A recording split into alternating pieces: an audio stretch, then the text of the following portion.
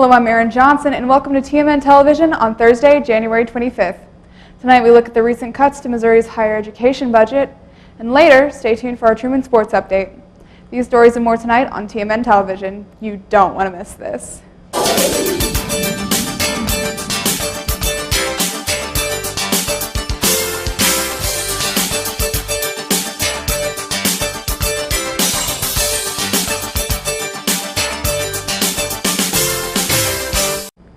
Governor Greitens announced his recommendation on Monday to withhold 7.7% of funding from higher education for the 2019 fiscal year.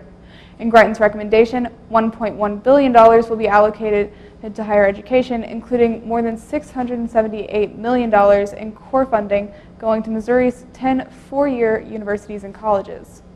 One of the major components of Greitens' proposal is releasing an additional 10% of withheld funding if a university meets certain requirements set by Missouri's Coordinating Board for Higher Education. According to the proposal, the 6 performance goals focus on career placements outcomes, degrees granted, success on senior tests, core expenditures on instruction, the increase in the university's payroll, and the change in net tuition and fees for in-state undergrads.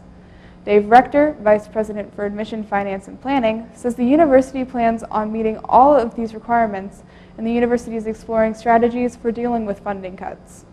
Rector says the bill has been introduced to the Missouri General Assembly to raise the tuition cap currently set for all Missouri schools. Rector says the change for this year is expected to be around 1.5 to 2%. Rector says President Sue Thomas plans to discuss the budget at the all-university address at 3 p.m. Tuesday, February 13th in the Student Union Building. Hannah Stofkoff was hired to serve as Truman's Vice President for Student Affairs. Stofkoff served as Assistant Vice President and Dean of Student Life at North Dakota University. The decision was emailed to students on January 20th, and Stofkoff began serving January 11th.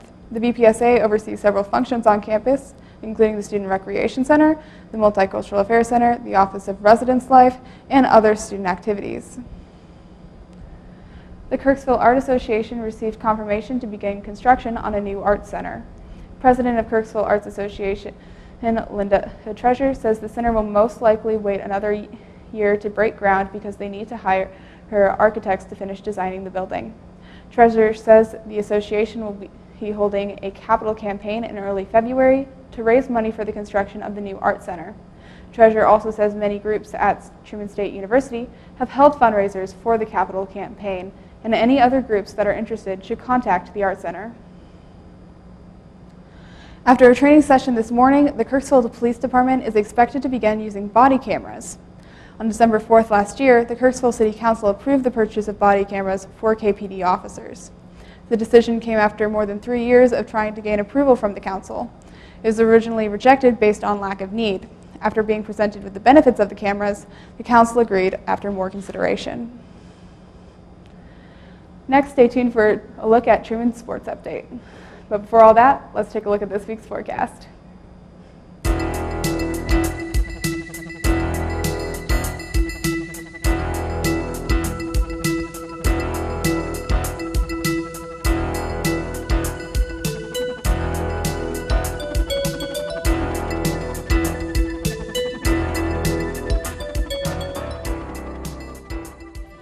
Leaving hot coals improperly extinguished can cause a wildfire. Hey guys, it's Smokey! It looks as if Smokey is going to use the drown, stir, drown and feel technique. After the first drown, a good start. Next, another drink. And finally, a close feel. Is it cool? Okay. Yeah. Hey, Smokey, catch! Oh, my bad, Smokey. Only you can prevent wildfires. Track and field competed at its first meet since returning from winter break on Saturday. The Bulldogs won 6th event at the Snowbird Open in Jacksonville, Illinois, while 5 other Bulldogs placed in the top 3 in their respective events.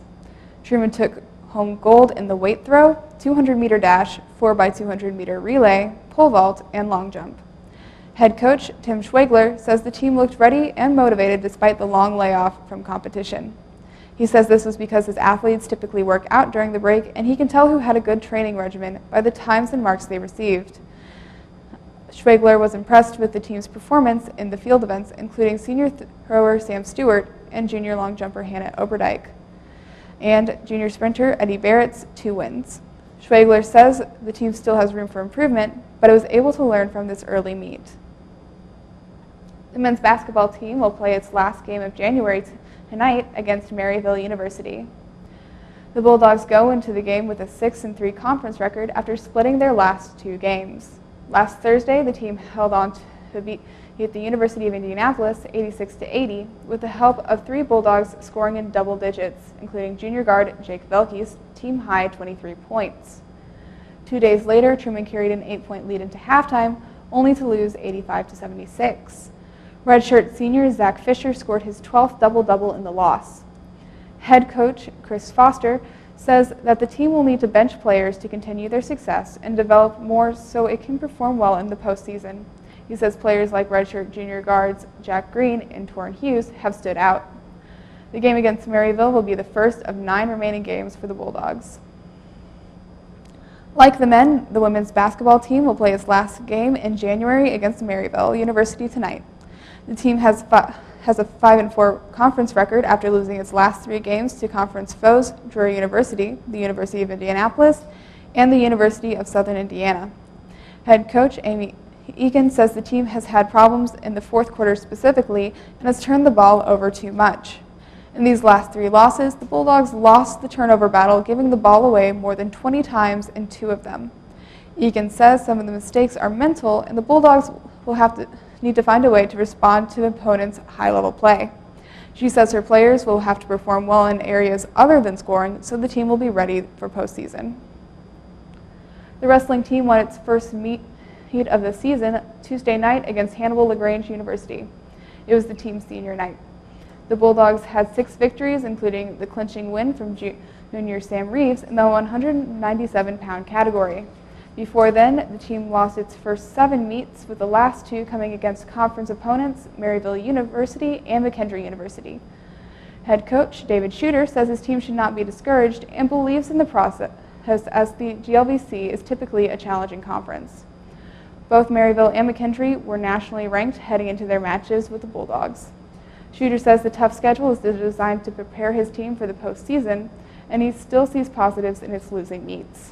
The Bulldogs will compete at their next conference meet this Saturday against Bellarmine University. This has been your Truman Sports Update. Stay tuned after the break. Every year, 40% of all food in the U.S. never gets eaten. 40%. That's almost half the food we produce.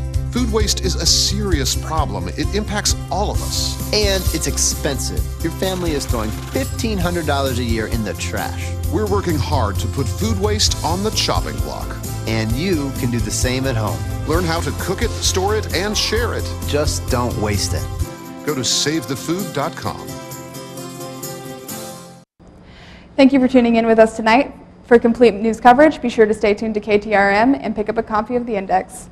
Check out our news content on tmn.truman.edu. And you can also follow TMN on Facebook, Twitter, and Instagram for breaking news updates. And if you missed part of our broadcast tonight, check out TMN TV on YouTube.